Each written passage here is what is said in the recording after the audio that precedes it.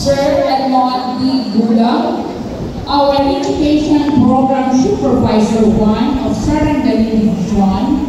Sir, as Principal of Colon National High School, I, Mrs. Ellen P. Vicera, have an honor to present to you our candidates for graduation this school year 2023-2024, particularly in the Humanities and Social Sciences strand, composed of the regular class and ALS, our alternative learning system graduates, of 68 boys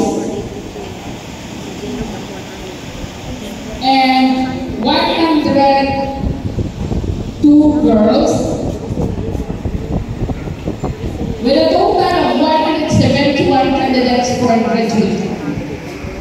After careful scrutiny of the documents presented and submitted to me with your advisors, I have found out that you have satisfactorily completed the requirements for graduation. I therefore certify that these candidates for graduation have satisfied the requirements of the Department of Education for senior high school curriculum. Sir, they are now ready for your confirmation.